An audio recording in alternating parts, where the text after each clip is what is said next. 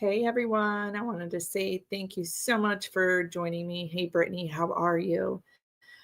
I wanted to do a quick video today because there's a little bit of controversy controversy uh, out there about true crime content and how it relates to the victims. Hey Dawn, how are you doing? I need an update from you. Uh, did you get your transplant? Let me know. Um, there's just been some controversy when it comes to true crime cases and protecting the victims, and not just, I'm going to adjust this light, guys. Protecting, no, you haven't. Well, fingers crossed for you, Dawn. We're thinking about you. You're in my prayers. I think about you a lot, even though I haven't, been on YouTube much lately. Getting close. Good, good. Well, we're thinking about you, Dawn.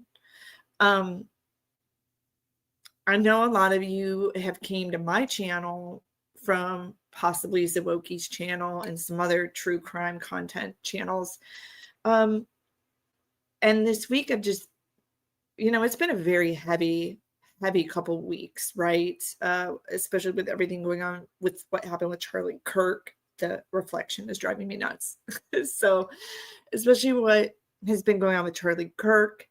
And being able to have freedom of speech, right?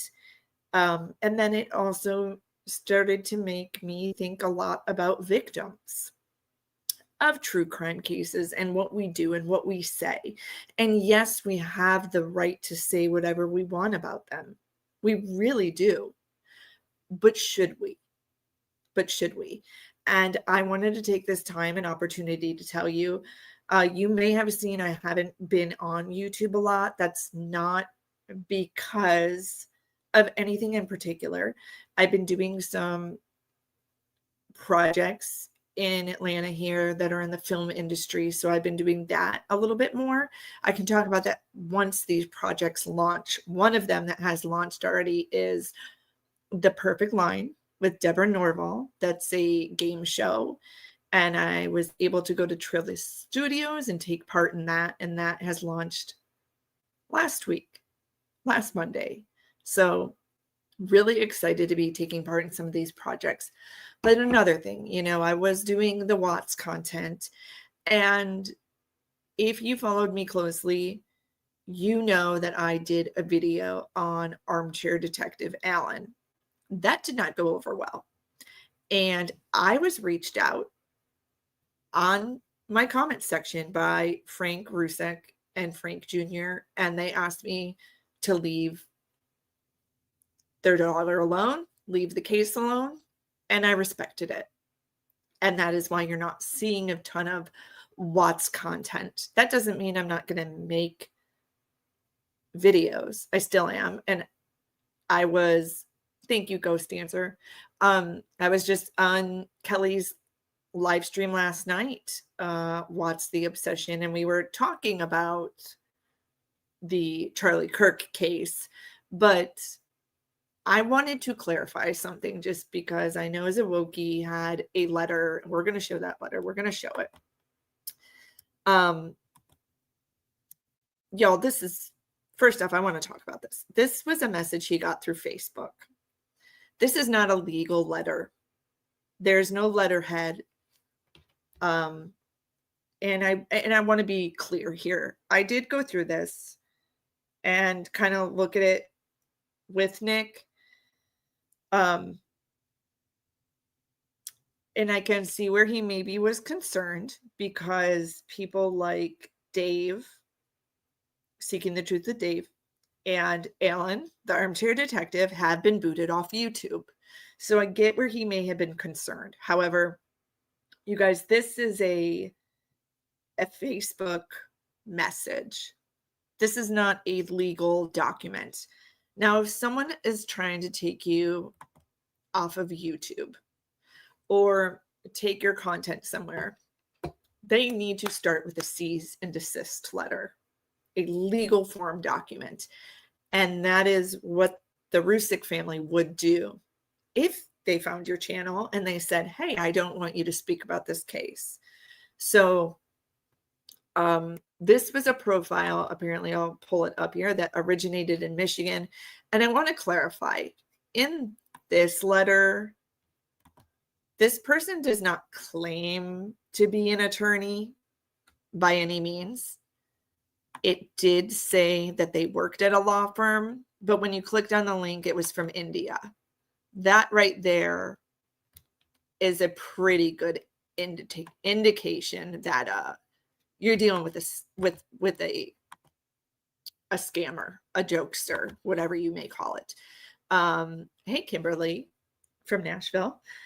So I just wanted to say that, as many of you do create content out there, an attorney would contact you through mail.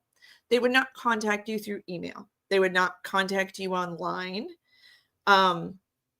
I will also say this, that the Rzucek family is very vocal. If they don't want you talking about something, they will come right out and say it. And I will kind of share my screen and give you an example of, I did a video about Armchair Detective. Like I said, it was not really well received.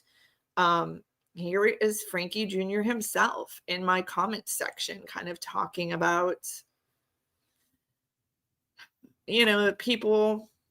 Oh, sorry. Adding to stage. It looks like that was not showing. I apologize, guys. This is Frankie himself talking, to people in my comment section. At one point, that video has been removed, but it was on Mother's Day. I received a message in my comment section from Frank Sr., and he said, please leave my daughter alone. And after I received that message, I took that as, Frank does not want me to talk about this case anymore, and I'm going to respect that. And I stepped away. Legally, can they tell me that? No, they cannot. And I think when we're talking about this freedom of speech so much lately, you as a content creator need to know your rights. I would say that is the first step I would take if I were someone creating a YouTube channel. Figure out what fair use means. I think a lot of people take the definition of fair use and use it in a different way. Keith, talking about that message being BS. Yes, it was. I mean, it was not a legal letterhead. You would get an official cease and desist form in the mail from an attorney. And any attorney that's not willing to give you their bar number, that is a red flag. That is absolutely a red flag. But what I do want to do is take this moment kind of to, let's take a look at Frankie's page. I feel there is such a let's be honest, let's call it a witch hunt against Nicole Kessinger. Frankie has several videos about this case on his page. And he has been harassed. His name has been dragged through the mud. The family's name has dragged through the mud. And that is another thing I do want to talk about today, is what can we do to protect victims after a crime has happened, whether they're alive with us or not. And before I go into this, I wanted to say, if you didn't notice on some of these photos of the gravesite where Shanann and Bella and Cece have been laid to rest, there's a plaque and it says, please no video recording. Can they tell you legally not to do that? No. However, because it is not private property, it's a public place, public domain where people can go visit, but they're asking you not to shoot footage there out of respect. But you see a lot of these ghost hunter videos or people who are going there, and yes, their intention is to be kind and pay their respects, but don't pretend you don't see the sign, you guys. There's a sign, and it says, please do not take video or photos. I don't know if you've seen the plaque. I can try to find it here while we're chatting and maybe play a video clip and pull up the picture of the plaque itself to show you that they have asked you to be respectful if you come and visit. Sure, have a quiet time. Come there, pay your respects, but don't make a spectacle of it. Don't shoot video. And that's what seems to happen. But going back to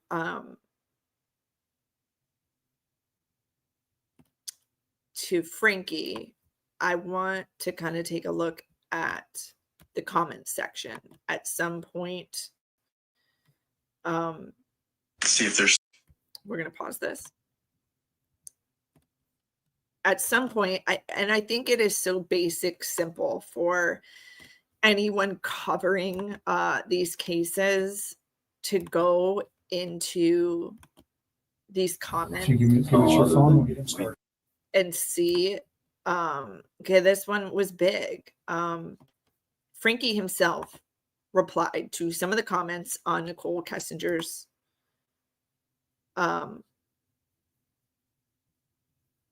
interview. It was an interview. It was not an interrogation. Okay.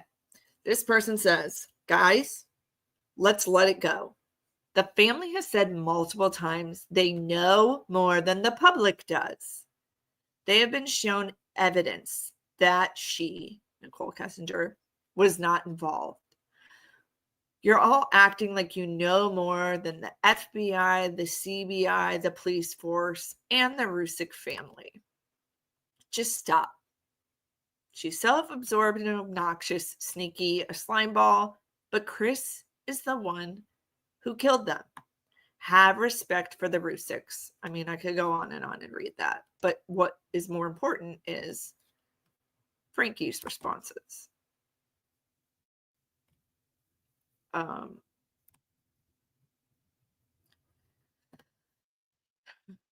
Sandy replies with a thank you, everyone. God bless. And Frankie says, oh, where did it go, you guys? I just had it up. Sorry. He told the person in the comment who made the original comment, like, thank you so much. Very well said. So that just really goes to show you how they feel about the case. I am trying to find a comment where I know I've seen it before, where Frankie kind of goes back and forth with someone and he literally says to them, there is no evidence to connect her to the crime, and pretty much telling them, leave it alone.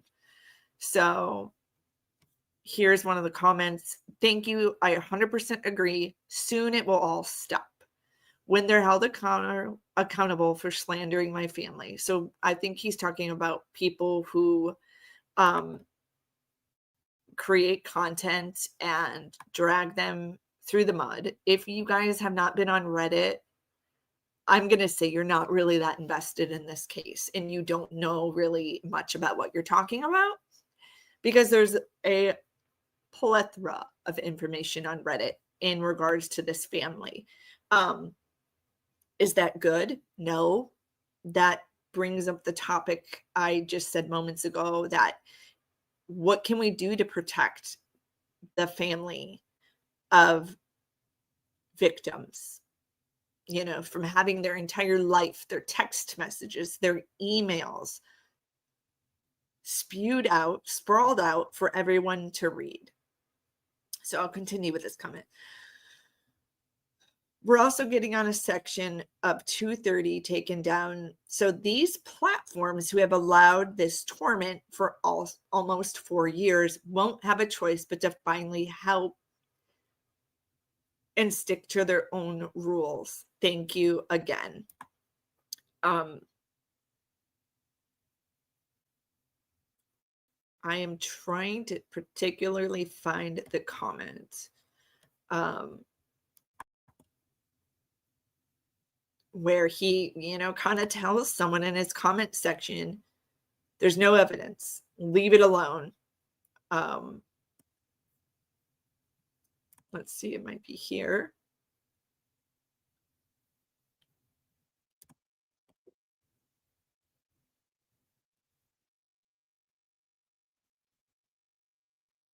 Okay, so this person's talking about Cassandra. She's worried about texts, phones when this is happening.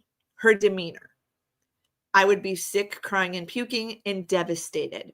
But then again, I'd never been in this situation. Frankie's response is, yes, but everyone is different. He is almost showing compassion for Cassandra in a way of saying everyone handles everything differently. And, there's conspiracies, you guys, that they're helping cover it up. I get it. But I wanted to show you guys these comments, if you haven't seen them for yourself, where they say they don't believe she's involved. They don't think she's done anything to contribute this except for Chris falling in love with her and doing what he did. So if you guys think you're doing like any favors to them by investigating and looking at videos, you're not. I'm sorry, you're not. You are not seeing anything more than they've seen. Brittany Smith, sorry you guys, I'm kind of losing my voice. Brittany Smith, they do not think she was involved. They don't.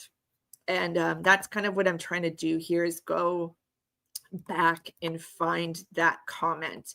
And that is why I have kind of left this story alone, and I'm not creating videos anymore because they directly asked me to stop talking about it.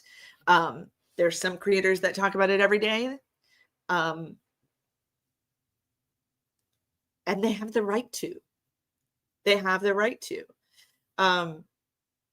Here is something that Frankie has responded to. Thank you. But isn't anything missing. To be honest, I've never seen a case where there was so much evidence shared with the entire planet. There's nothing to hide. The truth is that Chris Watts acted alone and he killed my family. He was the only one who had something to gain from doing what he did. But he didn't get away with it. So again, this is kind of an answer to your question, Brittany. I don't think people know that Frankie has his own YouTube page. He does. Don asks, here's a question. We know Chris Watts was a moron. So if NK didn't help, did anyone else help? According to the Rzucek family, no. But you do have the conspiracy theorists who want to believe otherwise. And that is where I grapple with people who are going against their wishes, and they continue to investigate and look at videos and things like that, when clearly it is literally in black and white here, you guys. That here's another one from Frankie Jr. Michelle, This is from someone else debating in the comments. Michelle, he didn't let her ramble on. He allowed her to run the interview. I can't believe he kept telling her she was not a suspect, but she was not being looked at all. They hadn't even had, at that stage, checked her phone. It pinged close to Chris Watts' house on Monday that morning. Didn't ask if she was at work Monday. Well, I'm going to be honest with you guys. From a source I have close to this case, yeah, her phone pinged. She was in Frederick that morning. She wasn't at the Watts house. Yes, she was in Frederick, though. And she was forthcoming with that. But that is my own personal source. So here's Frankie's response. She came in willingly, and most of the time we'll let that person talk because they'll slip up and admit guilt. But she didn't kill my family. So, am I going to make any more videos with Amy? No, Amy has told me she doesn't want to collaborate with me anymore. I did try to ask her more of why not. I think she felt that, I don't mind even speaking on this. I think she felt I was being competitive when I saw us more as a team together.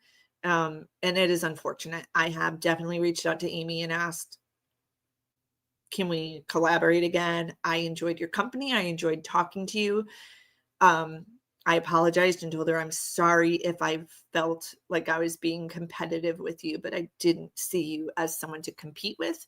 I saw you as someone, as a part of my team in the content creation community. But I definitely will be collaborating with other people soon. I've just been kind of busy on other projects outside of YouTube. But so I just wanted to show some of these comments because do people have to stop creating content about the Watts case? Absolutely not. You have the freedom of speech. And I hate to say this, the Rzucek family cannot stop you. They can't. They cannot stop you. It's your own right. You choose if you morally feel it's okay and acceptable with your code of ethics if you want to continue. I made the decision for myself to stop creating videos on a weekly basis, and I moved on to other cases because it is important to cover these other cases, especially if it's missing people, especially if it's something I can do to help victims of crimes. I want to bring up another comment here. So hearing her admit that she was at Shanann's house angers me. I'm sorry, but it really hit a nerve with me by her acting like she has a choice to give up her phone when she needs to be treated like a criminal. How is she able to just say, you can't have my phone? Which she didn't say that. She gave them her phone, and guess what, y'all? They had a warrant for it anyway, but they wanted to see if she was willing to give it up without the warrant. I'm sorry, Frankie, for your family. You're in my prayers every day, and take care and stay safe. So Frankie's response is, whether she said yes or no, the police would have gotten everyone's phones. Thank you so much, and God bless. Everyone's angry that the father was there, and Frankie's response is, well, she trusted her dad. And I do want people to remember, sometimes, even though we think everything is public record, it's not. There's conversations that are recorded.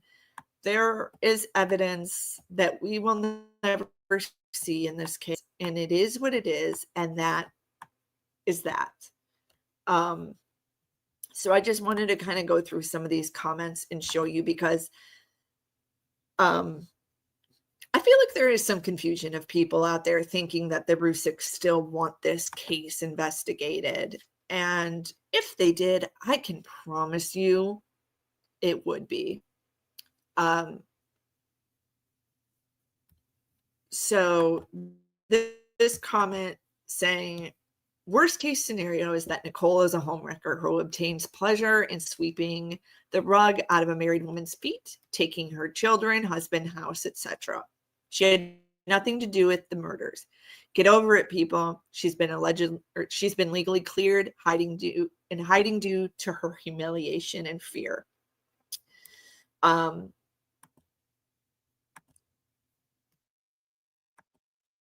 Ooh, there we went, scrolling. Frankie Jr.'s response. They're the ones who gave this to me, and he's talking about this video interview with Nicole Kessinger.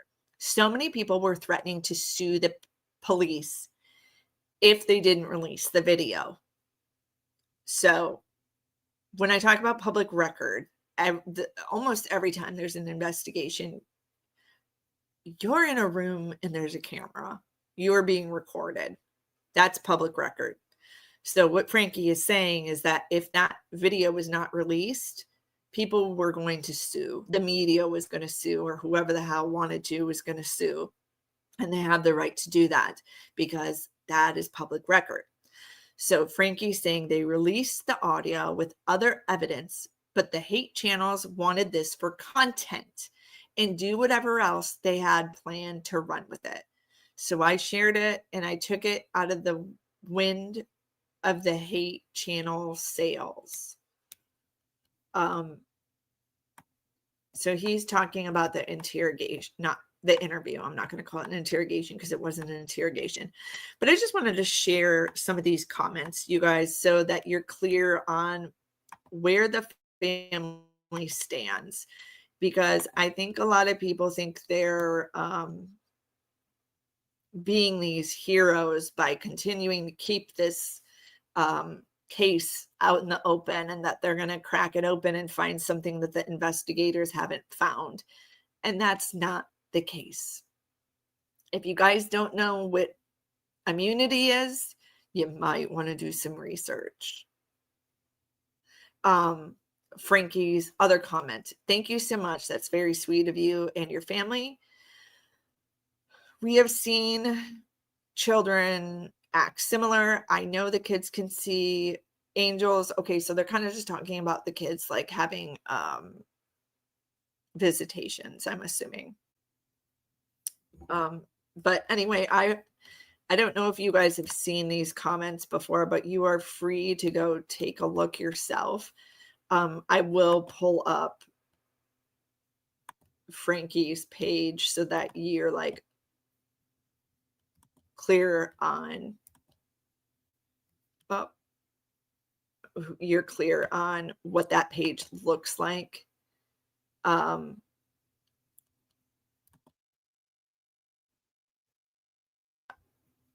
Brittany, I'm putting your comment out here.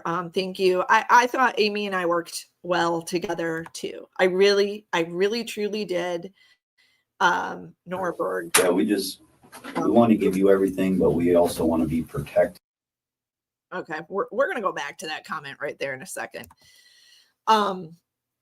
So I thought Amy and I worked really well together as well, but if she wasn't feeling it, she wasn't feeling it, and that's okay. So Brittany Smith says, I wish the entire evidence would be released, and then maybe the world could move on from this case. I agree with you, Brittany. I feel that, I don't know how to say this in the right way, but I do feel that the Rzuceks have been told to kind of keep quiet in a sense. Deals have been made, things have been signed, and they've decided to not speak on it and move on. I really do think if they would speak out and say, okay, here's what we know that you don't know, it would end a lot of these channels and these conspiracies. I can't tell them what to do, you know.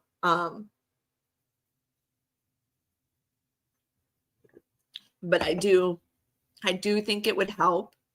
It does look like they're doing it in the best way they can.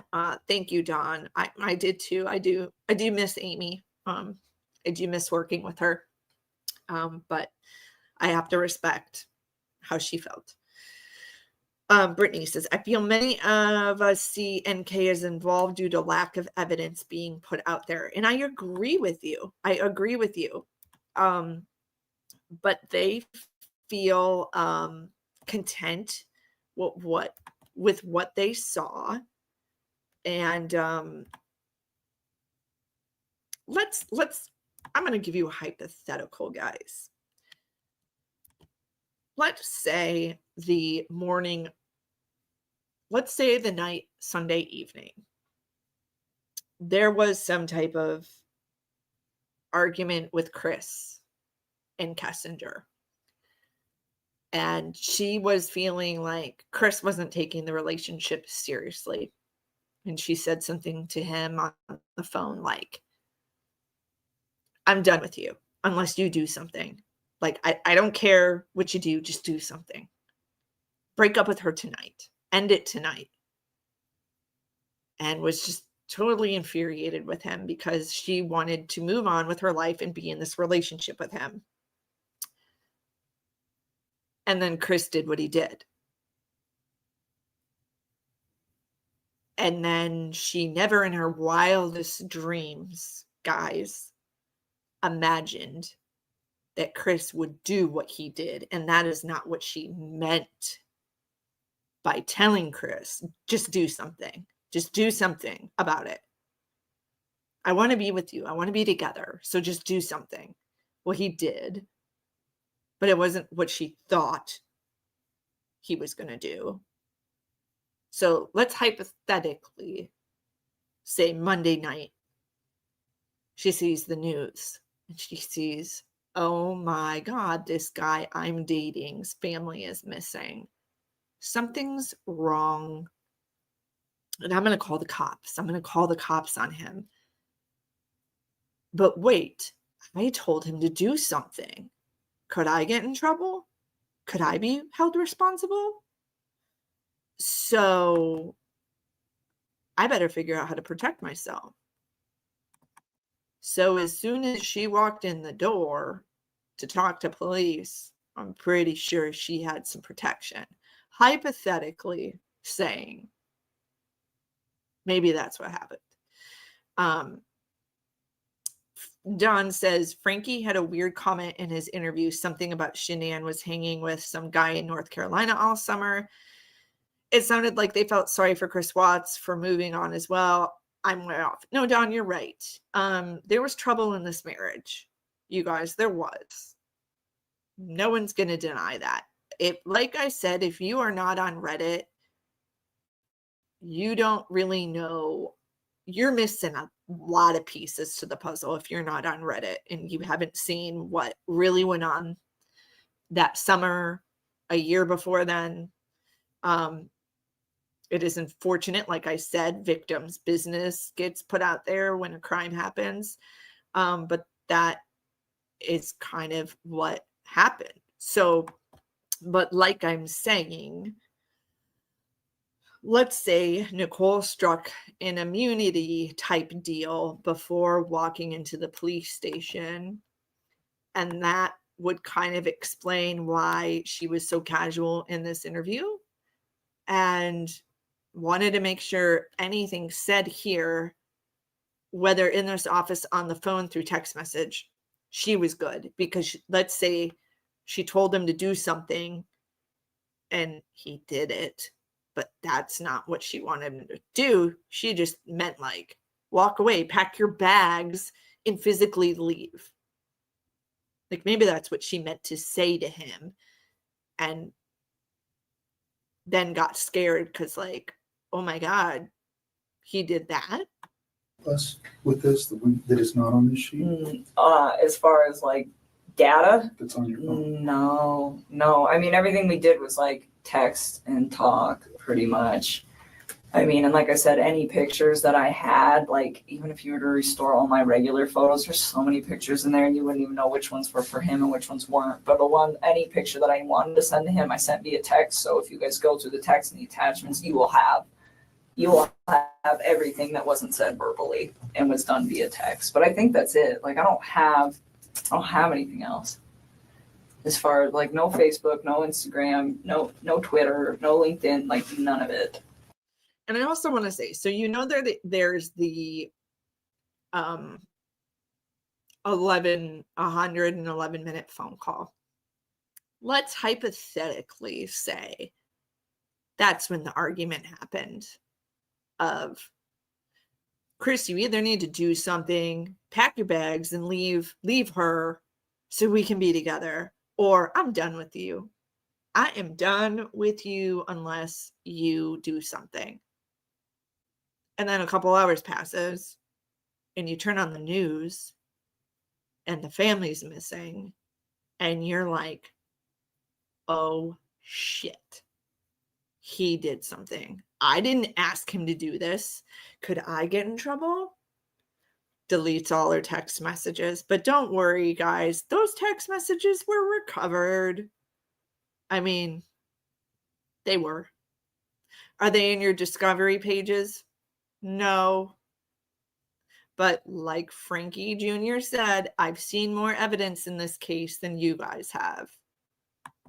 So there was never any of that kind of correspondence. So I think that should probably cover everything you guys will need. Is there any particular messages that would help me so I don't have to look at, because whatever's on your phone, I don't know how long we're going to get back to, but let's say is there a particular date or time or message that stands out to you that would be relative to specifically to the investigation into this case that might assist me in understanding why something like this could have occurred? I'm still in shock that this whole thing happened. Like that's why I gave him the benefit of the doubt for the first day, because I was just like, no way. Like I didn't. Do you see what I'm saying, guys? That's why I gave him the benefit of the doubt for the first day. Now, let's say they got in a fight on Sunday. Chris, do something. We need to be together. You need to pack your bags and you need to move out. Monday morning. Did you leave her? Are you done? Is it over? You turn on the news and there he is saying, my wife, my family is missing and she's pregnant. Do you see where she's saying she gave him the benefit of the doubt that she didn't think this could be possible?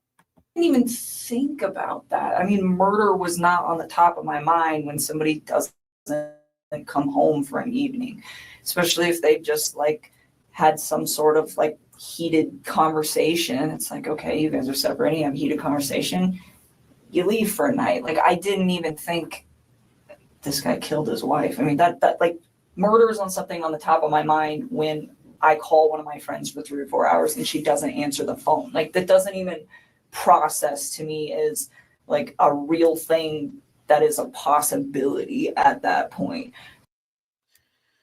So anyway, I just wanted to, I should share some of the best Reddit threads that you should read. We could definitely do like a Reddit entire separate live stream. But I also, getting kind of hot. I'm going to take this off. I wanted to shift the conversation, and I just do want to go back to this note that Zawoki got. And I want you guys to know your rights as a content creator. No one can tell you to stop creating content. You have the right to your freedom of speech. You do. Could you get in trouble for defaming someone? Absolutely. If Nicole wanted to go after a lot of people for some of the things they're saying she did, yeah, she could take legal action. I mean, she'd have to prove that some of the things you're saying have kept her from a job, have kept her from doing certain things, but I can tell you from sources I know, she's working remotely. She's living her life. She's not like hurting for a job or anything. No, she's not in witness protection. She did not qualify for witness protection. She was not a victim of a crime. She's someone who knew information about a crime, but she didn't qualify for that. Brittany's saying that would be fabulous. Yes, I love Reddit.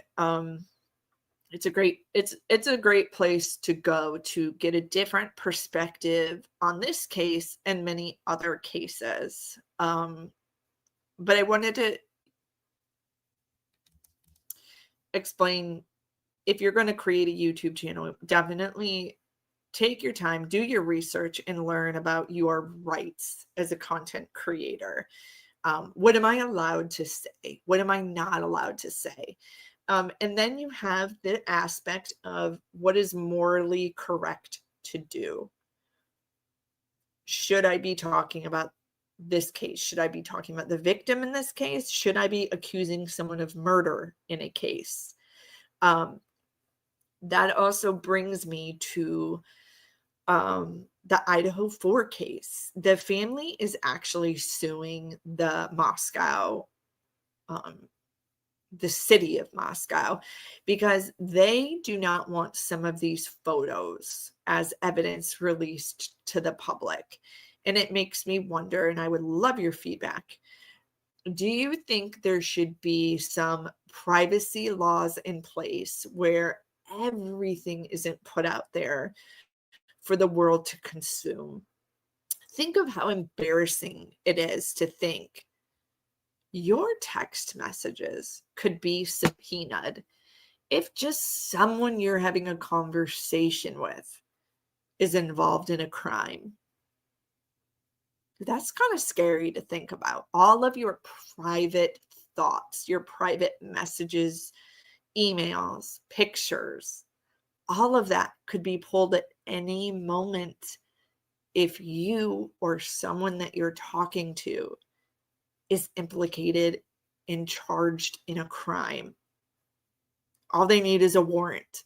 It's not that difficult.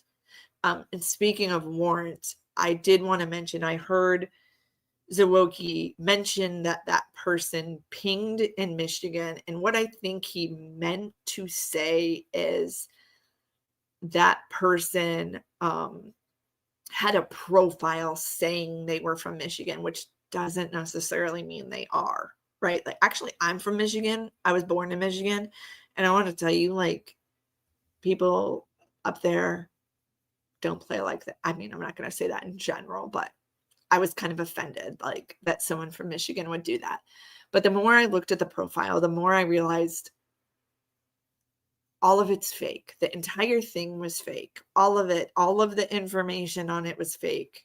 It wasn't even a real name. And the sad thing is, I looked up that name and it is an actual person's name. So that's why I don't want to, like, pull it up and show it and talk about it and give it energy, because unfortunately there's a poor girl with that actual name who now people might reach out to and be like, did you do this? Whatever. Don says he just publishes videos on publishing so no one can come after me. Yeah, it is a risky job to create content. You're putting yourself out there. That is another reason I've pulled back, is I started to think, do I really want to be putting myself out there? I have a family,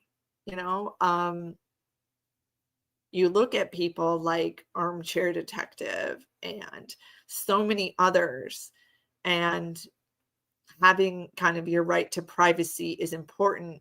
But as a journalist, it was also important to me to tell other people's stories. So I did want to continue with the true crime, but I've thought I can do this in a different way. I can do it in a better way. And I've been thinking a lot lately, what can we do to protect the victims of crimes? and their families. For example, guys, let's talk a little bit about the Charlie Kirk situation and Tyler Robinson. So we have Tyler Robinson, who is this 22-year-old kid, and we're going to pull him up here. And he has a roommate, right? And they're living together. Now, every message that they've ever had is going to be read by authorities because Tyler is now a part of an investigation. All of their private messages, photos, all of it, which goes into discovery. So after this case is done, we'll be able to see all of that.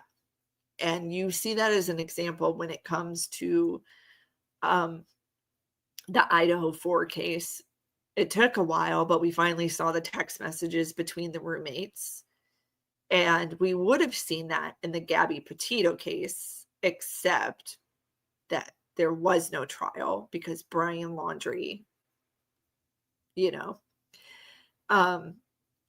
but then it seems like now we are consuming so much about victims and their families. And I don't really feel that is necessarily fair. Should there be laws in place to protect the victims of crimes and their families? And I don't mean from the perpetrator. I mean from the public. I mean from everyday people like you and I. Should there be a law to protect their privacy and the communication they have, even if it is a part of a case, even if it is evidence in a case? Should everyone be able to see that?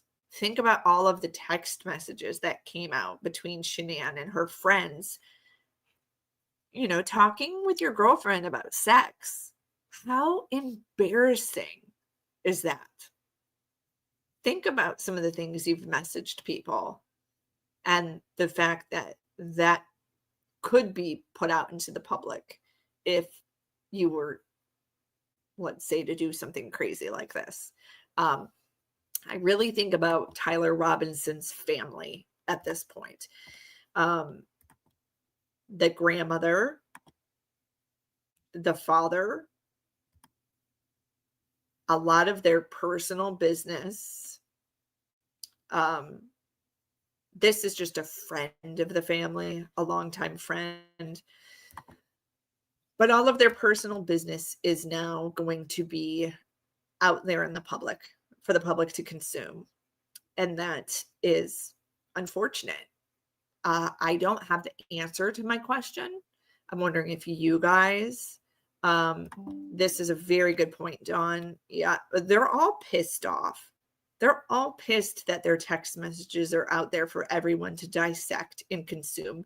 So I wonder, what can we do as a community to rally to protect victims? That is something I have been privately trying to have a conversation with Gabby Petito's mom about. Does there need to be a new law created? And would that law carry to every state to protect the victims of families? I would love to hear your thoughts on that, you guys. I am going to wrap this up because I do have a low battery, but I wanted to share all of that with you, and I wanted to know your thoughts. Please feel free to leave your comments in the comment section, and I appreciate all of you so much for hanging in there with me. I know I haven't been on every single day, but please know I am doing better. I'm feeling better. My hair's growing back again. Dawn, I'm sure, I think the last time I was on here, it was like up to here. So anyway, let me know your thoughts. Leave them in the comment section. What could we do better to protect the victims' families after a crime has happened, after the case is closed? Have a good night, guys, and be well, and be kind to each other.